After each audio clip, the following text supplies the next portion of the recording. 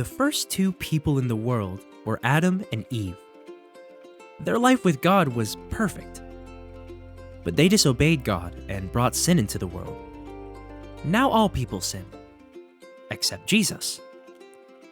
God loves his people and has a plan to make them new.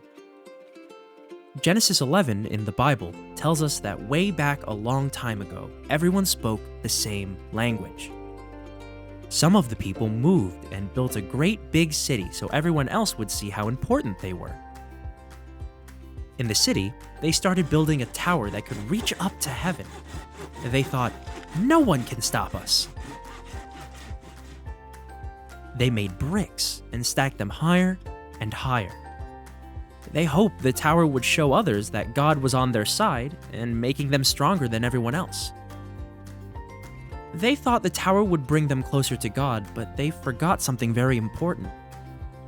They never asked God if he wanted a tower. It wasn't how God wanted to be worshipped.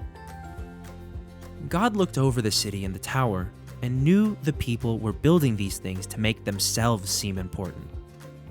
He knew they could do it because they spoke the same language. So, he mixed up their words. The people hoped a tower to heaven would make them strong, but God wanted them to be strong against sin. They needed him because he's the only one who can make sin go away. So, he scattered the people from the city to different parts of the world.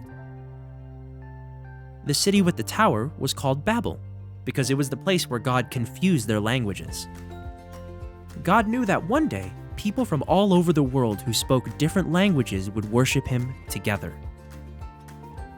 This story about the people of Babel and the tower reminds us to follow God's plan instead of our own plan.